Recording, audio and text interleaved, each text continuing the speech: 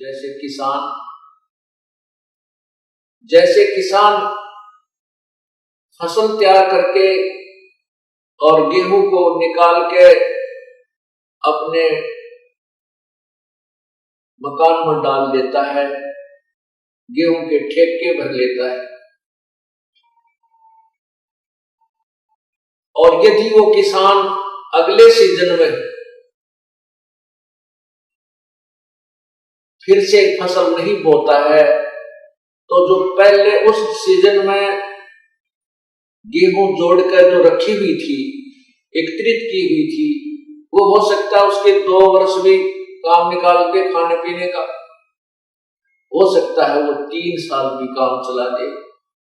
फिर वो यदि फिर से वो किसान उसी प्रोसीजर को नहीं अपनाएगा, अर्थात फिर से खेती तैयार नहीं करेगा, बीज नहीं बोएगा, तो किसान कंगाल हो जाएगा। उसके बच्चे मजदूरी करेंगे, मांगता फिरेगा, भीख मांगेगा, निर्धन हो जाएगा। ठीक इसी प्रकार हम पूर्व जन्म में की हुई कमाई के ठेके पर रखे हैं,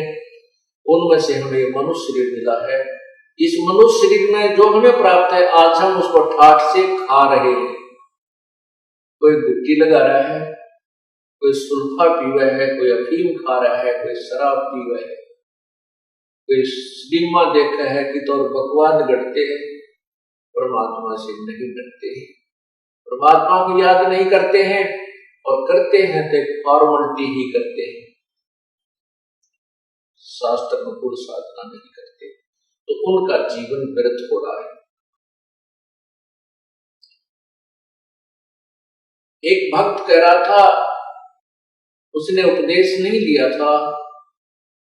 एक साधारण सी, एक कॉमन सी बात है, जैसे कोई व्यक्ति बीड़ी, शराब, मांस, तंबाकू प्रयोग नहीं कर रहा, और हमारे साथ बहुत से भक्तों के साथ वार्ता हुई, तो वो कहते हैं जी हम तो ना शराब पीता हूं, ना मांस खाता हूं, ना कोई और चोरी ठगी करता हूं, अपना ईमानदारी से कार्य करते हैं और ठीक गुजारा चल रहा है, मुझे नाम लेने की कोई आवश्यकता नहीं, मैं तो वैसे ही नाम लिए बराबर हूं। तो उसको फिर समझाया जाता है कि हे भोली आत्मा,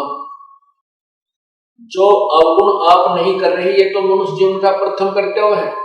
और जो ये पाप भी, ये बुराइयां भी कर रहे हैं, वो तो और ज्यादा पाप के भागी बन रहे हैं।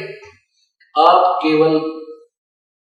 उन पापों से बचे हुए हैं जो अन्य व्यक्ति वो शराब, मांस, तंबाकू, चोरी, ठगी करके जो पाप कमा रहे हैं,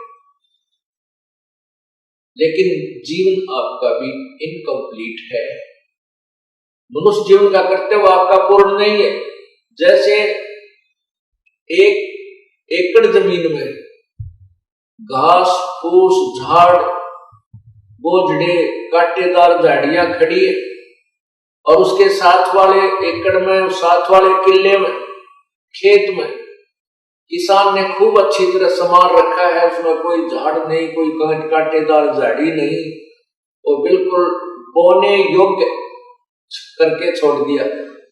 और बीज उसमें बीजा नहीं, तो क्या लाभ हुआ? जैसा वो झाड़ जंखाड़, कांटेदार झाड़ियां जिसमें कबाड़ उगा पड़ा है, उस खेत में और बाहे समारे खेत में कोई अंतर नहीं है, यदि उस बाहे समारे खेत में बीज नहीं बीजा जाता। ठीक इसी प्रकार जो पुण्यात्मा बुराई नहीं करते, वो तो समरा समराया खेत है, वो तो वैसे ही पुण्यात्मा है, राम नाम लेते ही उसकी तो बहुत अच्छी श्रद्धा बन जाएगी। और जो बुराइयां करता है उसको साफ किया जाता है। जिस प्रकार किसान कितना ही खराब खेत हो, उसको कस्सी से, हल से, ट्रैक्टर से उसको कवाड़ियां पे काट पीट के उसके सारे घास उस अड़ंगे ने, कुबाड़ ने, खरपतवार ने काट के और निर्मल कर लेता है, साफ कर लेता है, फिर बाव और फिर बीज बीज देता है।